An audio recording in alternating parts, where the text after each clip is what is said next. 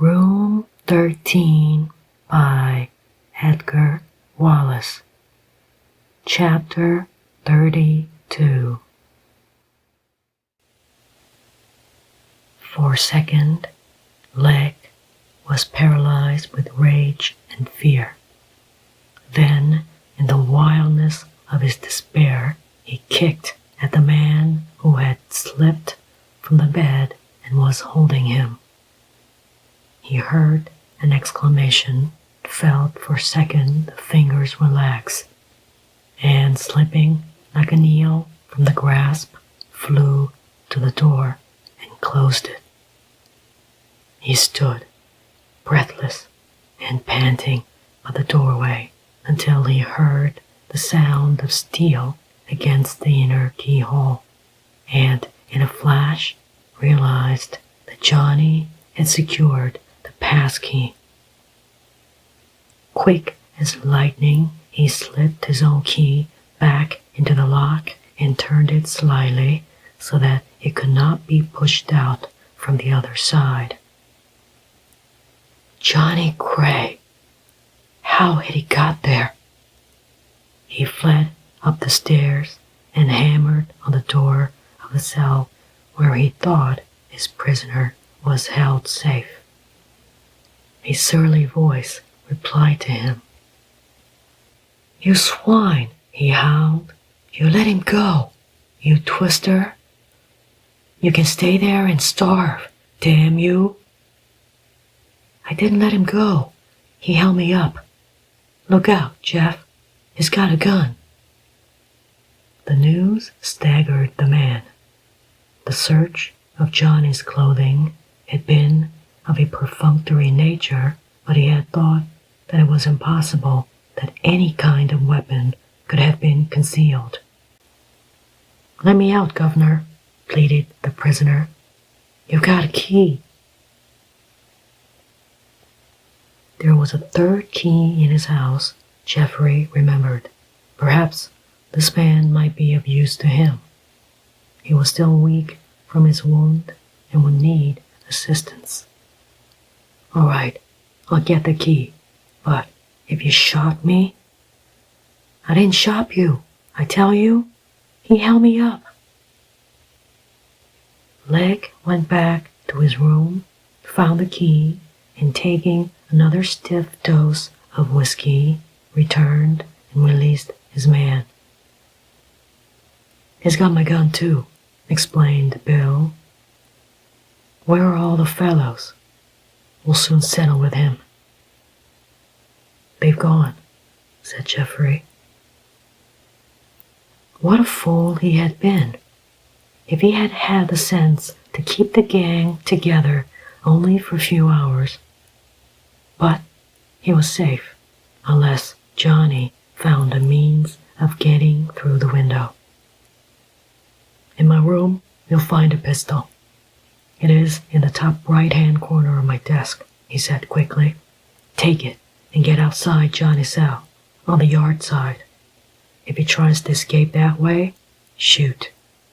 Because if he escapes, you're going a long journey, my friend." Inside the cell, a chagrined Johnny Gray sat down on the girl's bed to consider the possibilities of the position. "My dear, there's going to be serious trouble here, and I don't want you to think otherwise," he said. "I should imagine there were quite a number of men in this prison, in which case, though I shall probably get 2 or 3 of them, they'll certainly get me in the end." She sat by his side, holding his hand, and the pressure of her fingers was eloquent of the faith she had in him. "Johnny, dear, does it matter very much what happens now? They can't come in, and we can't get out. How long will it take to starve us to death?"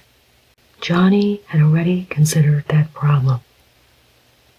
"About 3 days," he said, in such a matter-of-fact tone that she laughed. "My only hope, Barney, is that your father who, as I told you, has escaped, may know more about this place than he has admitted. Did you know anything about it? She asked. He hesitated. Yes, I think I did. I wasn't sure, though I was a fool not to locate it just as soon as Fenner warned me against Keytown Jail. These chaps like to speak in parables, and mystery is as the breath of their nostrils. Besides, I should have been certain that Fenner knew the jail had been taken over from the government. He made a careful examination of the bars about the window, but without instruments or tools to force them, he knew that escape that way was impossible.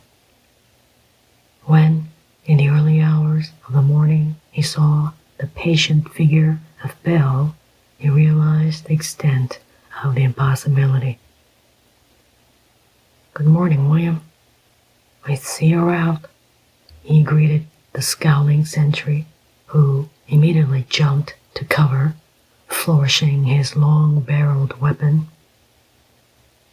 "Don't you show your nose, or I'll blow it off," he threatened. "We've got you, Mr. Gray." "They've got you, alas, my poor William," said Johnny sadly. "The busies will be here at 9 o'clock. You don't suppose that I should have let myself come into a trap like this?" "Of course I didn't. I squeaked. It was my only chance, William.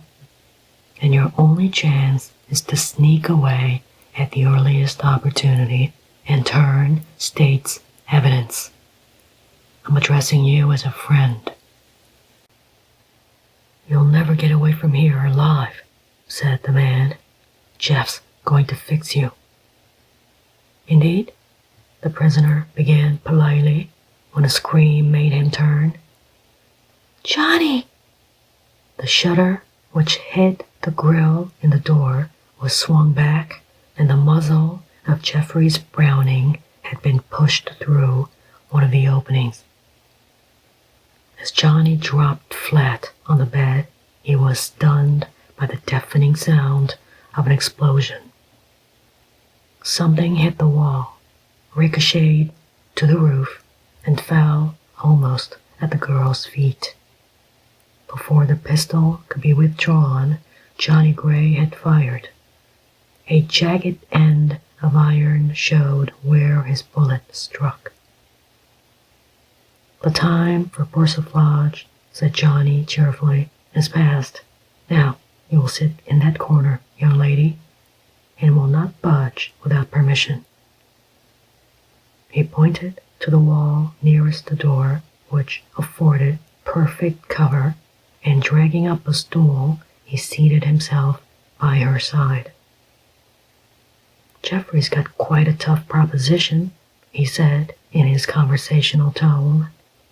"He can't burn the prison because there's nothing to burn. He can't come in, and he mustn't go out. If he would only for one moment take away that infernal key."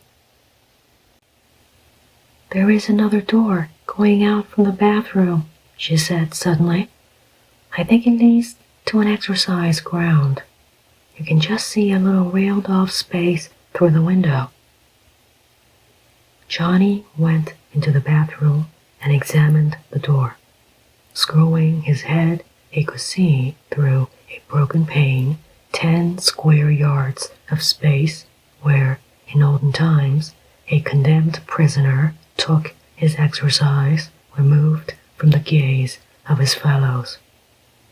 He tried the key, and to his delight, it turned. Another minute, and he was in the little paved yard. Looking round, he saw a high and narrow gateway which seemed to be the only exit from the courtyard, and on the other side of that gateway was William, the sentry, well armed and sufficiently terrified to be dangerous. Slipping off his boots, Johnny crept to the gate and listened. The sound of the man's footsteps pacing the flagged walk came to him. Stooping, he squinted through the keyhole and saw Bill standing, his back toward him, some 6 yards away. There was no time to be lost. He inserted the key, and the gate was opened before the man could turn to face the leveled revolver. "Don't shout," whispered Johnny. "You're either discreet or dead. Hand over that gun, you unfortunate man." He moved swiftly toward the terrified criminal and relieved him of his weapon.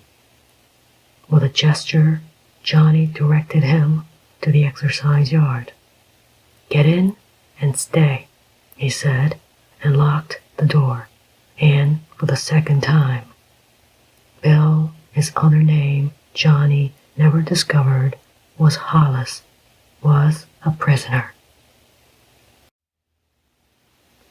Skirting the building, he came to the entrance of the hall.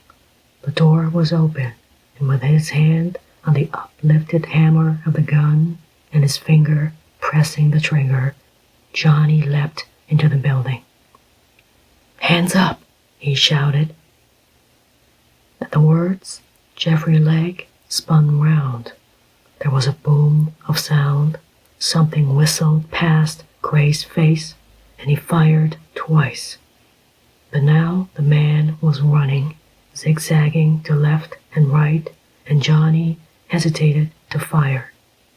He disappeared through the door at the farther end of the hall, shutting it behind him, and Johnny raced after him. He was in the courtyard now, facing the grill-covered archway. As he came into view, Jeffrey disappeared through the lodge-keeper's door. Johnny tried the grill, but in vain, for a passkey operates on all locks save the lock of the entrance gate of a prison. That alone is distinct and may not be opened save by the key that was cut for it. Covering the lodge-keeper's door with his gun, Johnny waited, and waiting, heard a rumbling sound. Something was coming down the center of the archway. The straight line of it came lower and lower. A hanging gate. He had forgotten that most old country prisons were so equipped. Under the cover of his ancient portcullis, leg could escape, for it masked the entrance of the lodge. He turned back to the girl. "Keep out of sight. He's got away," he warned her. "This fellow isn't finished yet." The gate was down. Jeffrey put on the overcoat he had left in the lodge, slipped his pistol into his pocket, and opened the great gates. He had at least a dozen hours' start, he thought, as he stepped into the open.